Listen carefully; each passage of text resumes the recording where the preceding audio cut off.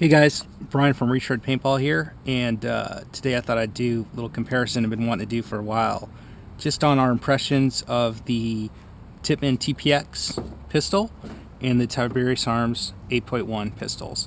I see a lot of reviews and demos of the two of them, but not necessarily so much side by side.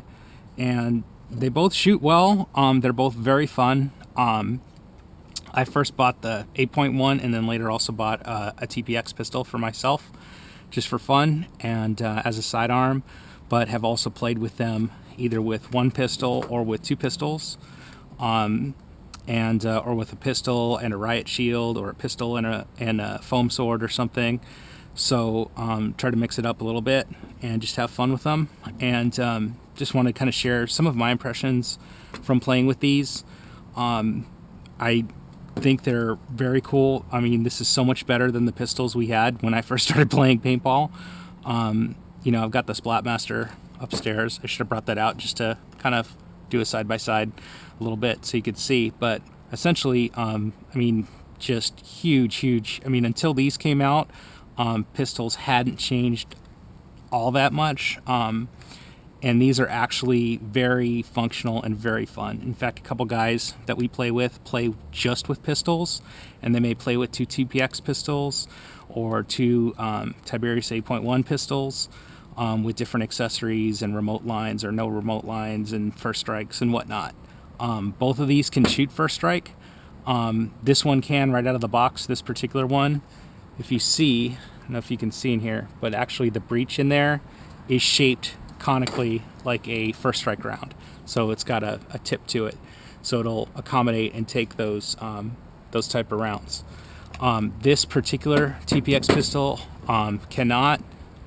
It has the regular round breech in here that takes standard paintballs, but can be modified to take first strike paintballs. They just don't right now, but I like both of these. They're pretty big frame pistols, which I like anyway. Even in real steel firearms, I tend to like large frame Desert Eagle 45s. I've got Beretta Brigadier models, which feel very similar in terms of the grip frames. They're larger grip frames. You can tell probably by looking at it from the back, the Tiberius Arms is quite a bit bigger.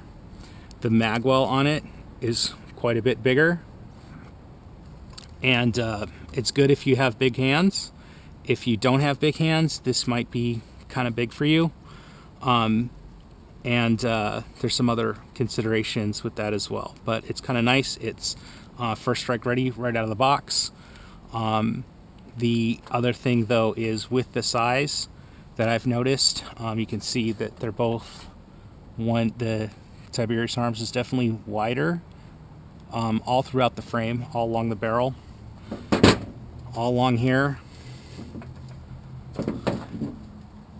If you look at them side by side, the TPX is definitely a little skinnier.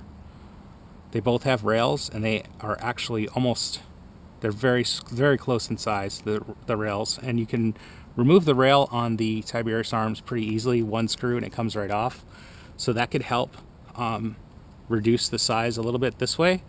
I don't think that the TPX comes off. I've never tried it, but no, it looks like it's completely part of the pistol as far as I can tell. Correct me if I'm wrong. But anyway, so the reason I mentioned that is what I noticed was when I got my Tiberius Arms pistol, some of the tactical gear I already had, like my tactical vest, which had a cross-draw holster, I had to modify it to take a gun this large. And not only a gun this large, but where the thing took magazines, as you can see, here's the Tiberius Arms magazine, and this is the TPX magazine. A lot bigger, not just in length, but in width. And the reason for that is here. The Tiberius Arms takes the CO2 cartridge in the magazine, and this is a full metal magazine, by the way, where this is plastic. So this is heavier, which makes it feel a lot more like a real magazine, but there are some considerations to think about when when considering that your CO2 is going to go right in here. Now, what's nice is you can put the CO2 cartridge in advance, and it doesn't have to pierce it until you're ready to play. And it actually doesn't pierce it, I think, until you, it will pierce it if you crank down on it, but you can leave it in the magazine, and it won't vent air from the top unless it is in your gun. So until you put it in here and you fire your first shot, you can take it out, and like there's no air that you won't lose. You lose a little bit of air. Any air that's between here and the where the body of the breech is in there, you'll lose a little bit of air there. But you can take it out and reload it and put it in and keep firing. But you are going to lose some air. Whereas the Tippman pistol takes a CO2 cartridge in the front. So you drop your CO2 cartridge in the front and screw it down, and then you have air in your TPX. Now you don't have, it's not aired up. You can actually still take the CO2 cartridge out, and you'll see it's not pierced. So you can do that and leave it in there until you're ready to play. And again, until you pull your trigger for the first time, it won't pierce that. But once it's pierced, then you can't take this out without venting all of the CO2 from your cartridge. So, but that's less of an issue with the TPX because you're not adding paint in the same mechanism as the Tiberius Arms pistol. So you can, have one magazine loaded, drop it, and add another one. And not have to worry about that.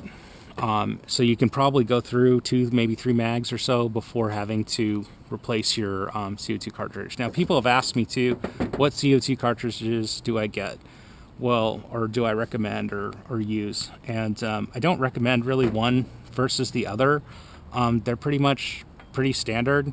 As far as I've seen, I haven't noticed like one being better. What I would recommend, though, is that you buy them from somewhere where they probably haven't been sitting on a shelf for like a year or more. Even in my own shop here, or where I have all my gear, CO2 cartridges that have been laying around for a year or more, I get less shots off those than ones that are fresh from a store where they're selling them and replenishing them pretty quickly.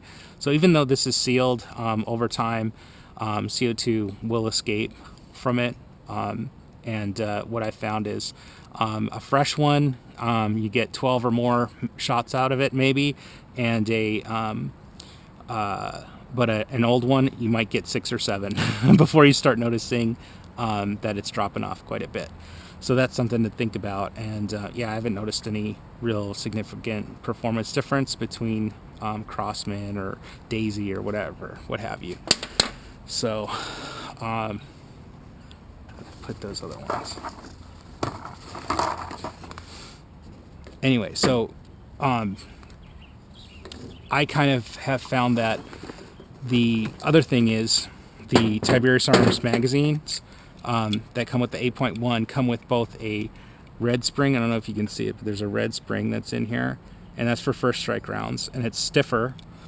So their magazines can be set up for either first strike or regular paint. You see I got regular paint in here. I don't think it's going to hurt it because I'm not exerting pressure on it. And you can see that you pull down the slide here, and there's actually no pressure on the paint while it's sitting in here. But this will release automatically once it goes into the frame of the magazine well here. So once it goes in, it will release the tension, and then you will have tension on the paint there.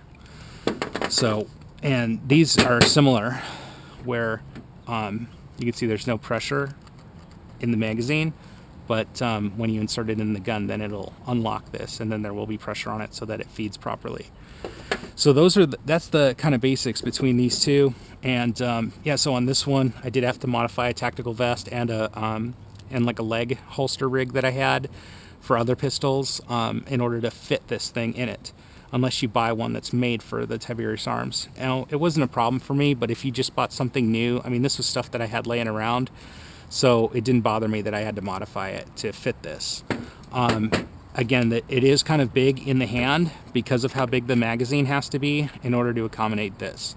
But it shoots first strike, and it shoots first strike out of the box and does so pretty well. I've done so. I've got some video of me shooting it, and I was pretty impressed. I like the trigger pull on it. It feels good. You know, it's fun to shoot. This one I haven't played with quite as much yet because I only just got it not that long ago, but I'm hoping to play with it again in a scenario type game this weekend. So this one's pretty cool, but I like the features of it. I like that it's still a large frame pistol, but just a little bit smaller. And yeah, I don't think I would have had issues getting this into the tactical vest and other things I had for it. So I'm kind of excited about this one. I also like the lanyard hole on this, if people were wondering what that is. You'll see a lot of special forces guys and SWAT guys and stuff will attach like a lanyard so that actually the pistol can, if it comes out of the holster or something, it doesn't just fall on the ground. So that's kind of neat. Neat little touch. But I like these. Let's see how they shoot. I actually haven't shot this particular TPX pistol before. Oh, I already have a cartridge in there. So let's see how this one does over the chrono. I don't think I've chronoed it before, just kind of shot it around. So here, put the cartridge in, paints in. Let's see where it's at. So that, when I pulled it the first time, I don't know if you could hear it click. It basically pierced the CO2 cartridge, and now we're ready to fire. So that's something to keep in mind. If you've got it in a tack vest or a holster and you pull it out, you've got to pull that trigger twice, or pull it once when you're ready and you know you're going into combat and going to need it. So that's at 214. That's pretty low.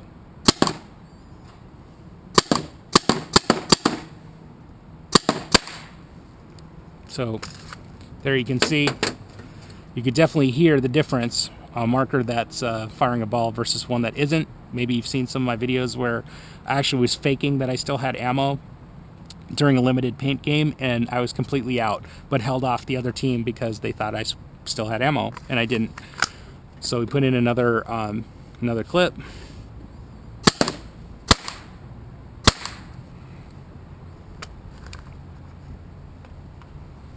Don't know why that's not feeding.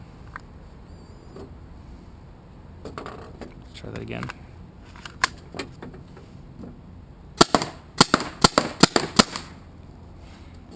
That's the other thing I've noticed with these, both of these guns, and any mag-fed gun, because I've got a Hammer 7 also. If you've got a problem with it in the field, and there's paint in here, and you go through part of your clip, and then you have to take it out, you're going to lose some paint. So there were 2 rounds that were sitting in here just now when I had to kind of check what was going on, and I'm not sure what was happening. Maybe they weren't, you know, sitting flush in there or not, or something, but so I pull the clip out and you have some paint come out. Some magazines that are under pressure, once you've as you can see, here's the slide, so it's putting pressure on this right off the bat. So when you're loading it, you can actually lock it into place, and then you're loading it like this and you're fine. It's not shooting paint out at you. But when you pull it out of the gun, because it's released,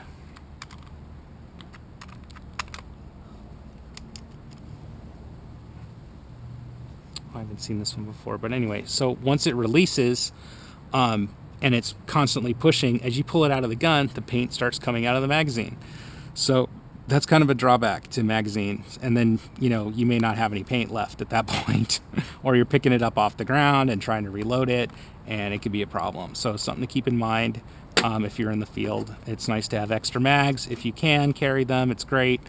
What's really cool is if you saw some videos recently on the Zeta mags, because there's no CO2 in these, they've got these magazines where they're extended magazines, and you basically have one string of paint, and then you pull it out, you can flip it over and stick it back into your TPX pistol, and you've got more rounds, and it sticks out maybe like this far, so you can pull it out, flip it around, and stick it in the other way, and you've basically tripled or quadrupled the amount of paint you can carry in one magazine, and it just looks really cool, especially if you're only shooting with pistols. So that's something cool. Anyway, just to show the TPX here, same thing. It's not under pressure, but once I put it in, it will be. You can prime your CO2. Let's see. Oops. So here again, same issue. There, you've lost some paint because there's no pressure on the spring anymore. But actually, forgot, you do have to prime the CO2 cartridge on these guns. So you need to play this for a while. You need to kind of get it into position. And there, you see it's screwed in, and there's no air coming out the top. But you also, with mag-fed, a lot of these mag-fed guns, you really need to positively engage it into the magazine well. If you don't get it in there all the way, and I'll show you with the die dam at some point, that if you don't get it in there, then you've got paint that's starting to come out, and it's not fun. So let's see where we're at on this guy. So it's 258, a little higher. I mean, you can adjust all these. 268. 268. Remember, with CO2, as the temperature changes outside, the pressure is going to change. And so if it's really hot out, your pressure could change during the day quite a bit. You know, and you don't want to be shooting really hot if you can avoid it. So this is right about where I would expect this to be. So now here's the issue. Now you've got your Tiberius Arms, and you're out of paint. And you say you have another, I don't have another mag handy right now, but if you had another mag and you wanted to throw it in here, you pull this out, you lose a little air versus the TPX, where no air would have vented just now. Now there's still air in here, so you can load some more paint and you can fire some more rounds.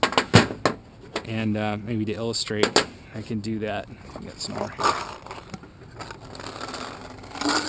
So say you had another, you know, say you wanted to load a little bit more paint. You get back in here and you can keep shooting. But each time you do that, you're losing some air. So that's one thing I kind of like about the TPX over the Tiberius 8.1 is that you don't lose anything as you change magazines. So now in a pistols game, you're using a lot less paint than you would be normally. So, you know, the first shot you get may be the only shot you get. So one magazine may be enough, maybe more than enough for what you need to do. But as maybe you want to, you know, you only shoot a few rounds, then you take this out and reload it again, shoot a few rounds, take it out, and now you've like lost quite a bit of air. So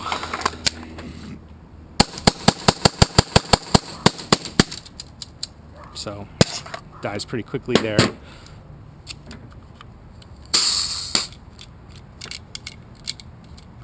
So for people who don't know CO2, see this, like frost or ice, that's the stuff you don't want to get in an electric gun, which can screw it up. And also that is what can also, the fact that this is so temperature sensitive is what affects velocity and consistency. So on a hot day, or, you know, depending on how fast you're shooting, your CO2 powered gun may shoot more or less consistently because of that. It may go higher, may go lower. You may be, you know, very different over the chrono, depending on the temperature and how fast you're shooting. So anyway, that is these two guns, which they're both very fun. I don't think you can really go wrong with either of them, but you have to see kind of how you think you're going to be playing and plan accordingly. I think with the addition of first strikes, these are just kind of adds a whole new dimension to the type of play you can do. And playing with just pistols, I highly recommend you try it. It's very fun, and it changes the game quite a bit. All right, enjoy. Thanks.